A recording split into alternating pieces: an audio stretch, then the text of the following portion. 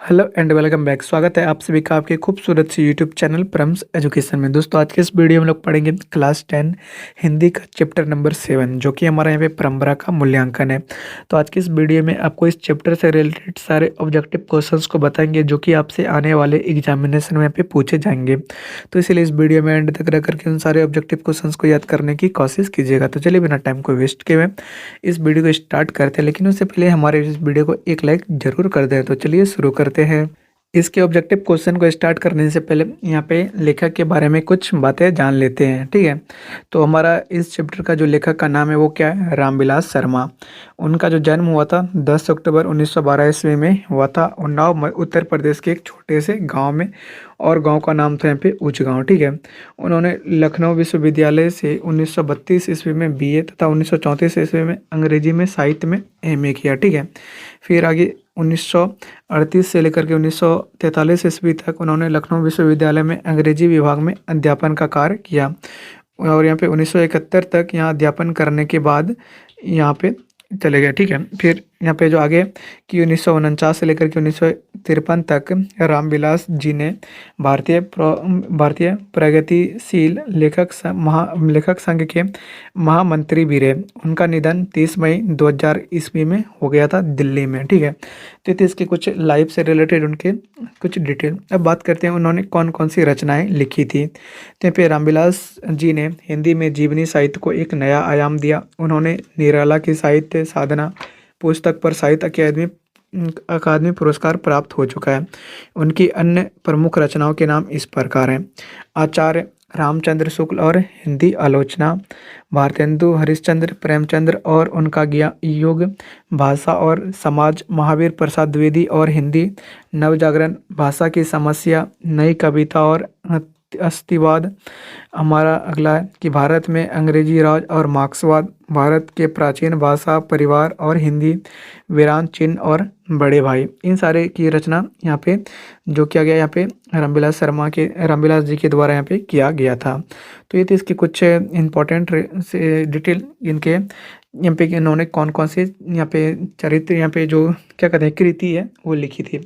तो ये इनकी कृति के बारे में थी। और ये जो हमारा चैप्टर है यहाँ पे देख सकते हैं कि पाठ के रूप में यह रामविलास जी का निबंध प्रस्तुत है। ये जो हमारा परंपरा का मूल्यांकन है क्या एक निबंध है, ठीक है। तो ये थी इस चैप्टर से रिलेटेड। और हमारे इसकी जो कवि है, हम कवि नहीं बोल सकते हैं, इसके जो लेखक हैं उनसे रिलेटेड सारे इंपॉर्टेंट डिटेल हम अब बात कर लेते हैं इसके पहले ऑब्जेक्टिव क्वेश्चंस की। तो हमारे यहाँ पे पहला ऑब्जेक्टिव क्वेश्चन है कि परंपरा का मूल्यांकन पाठ की विधियाँ क्या है, यानी कि जो परंपरा का मूल्यांकन है कैसा है। तो इसके ऑप्शन है कहानी है, निबंध है, स्मरण है या उपन्यास है। अभी आपको जस्ट बताएं कि यहाँ पे जो परंपरा का मूल्यांकन है ये क्या है, ये एक निबंध है, ठीक है।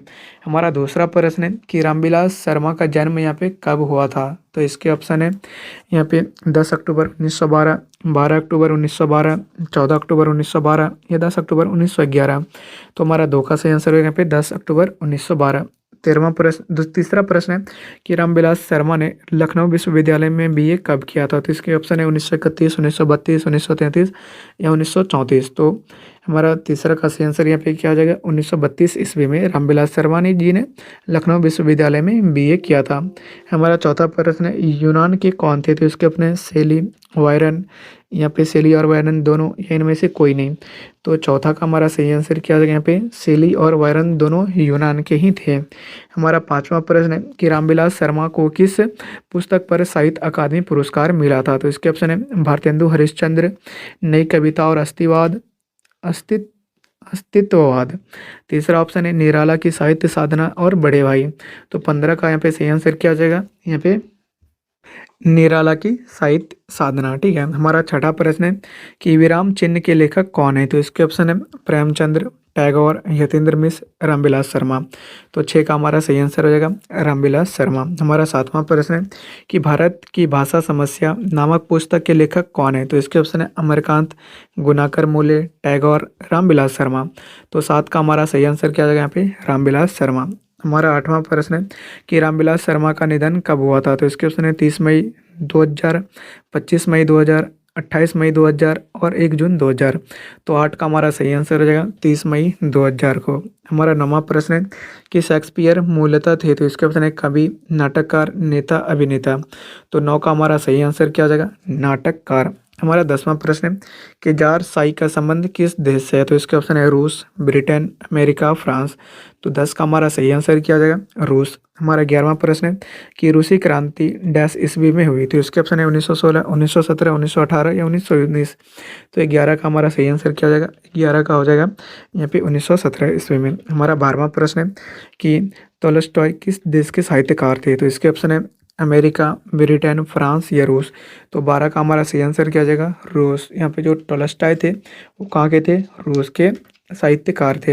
हमारा 12वां प्रश्न हो गया। हमारा 13वां प्रश्न है यहाँ पे कि यदि मनुष्य परिस्थितियों का नियामक नहीं है तो परिस्थितियां भी मनुष्य की नियामक नहीं है, दोनों का संबंध द्वंद्वात्मक है।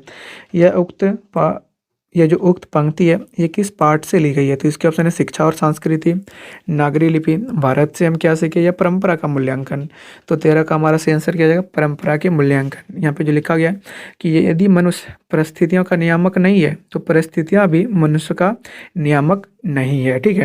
हमारा 14वां प्रश्न है कि महाभारत लिखी गई है, तो इसके ऑप्शन है वाल्मीकि के द्वारा, तुलसीदास के द्वारा, वेद व्यास के द्वारा और गौतम के द्वारा। तो 14 का हमारा यहाँ पे सही आंसर क्या हो जाएगा, वेद व्यास के द्वारा यहाँ पे महाभारत लिखा गया है। हमारा 15वां प्रश्न है कि इस देश की संस्कृति से रामायण और महाभारत को अलग कर दे तो भारतीय साहित्य और आंतरिक एकता टूट जाएगी। तो इसके ऑप्शन हमारे यहाँ पे जो पूछा गया कि ये जो पंक्ति है ये किस पाठ से लिया गया है, तो इसके ऑप्शन है परंपरा का मूल्यांकन, शिक्षा और संस्कृति, भारत से हम क्या सीखे, बहादुर। तो 15 का हमारा सही आंसर क्या हो जाएगा, शिक्षा परंपरा का मूल्यांकन। 15 का यहाँ पे ए सही आंसर हो जाएगा। हमारा 16वां प्रश्न है कि दूसरों की नकल कर लिखा गया साहित्य होता है, तो इसके ऑप्शन है निम्न, मध्यम, उच्च कोटि या अधम। तो 16 का हमारा सही आंसर क्या हो जाएगा, अधम। हमारा 17वां प्रश्न है कि अमूर्त का शाब्दिक अर्थ क्या होता है, तो इसके ऑप्शन है जो दिखाई ना पड़े, जो मूर्त ना हो, भावमय या उक्त सभी। तो 17 का हमारा सही आंसर क्या हो जाएगा, जो मूर्त ना हो। तो दोस्तों आज के इस वीडियो में आपको बताया कि हिंदी का चैप्टर नंबर 7 जो कि परंपरा का मूल्यांकन है उसके मोस्ट वीवीआई ऑब्जेक्टिव क्वेश्चंस को अगर आप लोग इसको याद कर लेते हैं तो आने वाले एग्जामिनेशन में आपसे एक भी ऑब्जेक्टिव क्वेश्चन यहाँ पे मिस नहीं होंगे। तो दोस्तों आज की इस वीडियो में इतना ही, मिलेंगे इसके अगले चैप्टर के मोस्ट वीवीआई ऑब्जेक्टिव क्वेश्चन के साथ। तब तक के लिए आप लोगों से विदा लेते हैं। जय हिंद।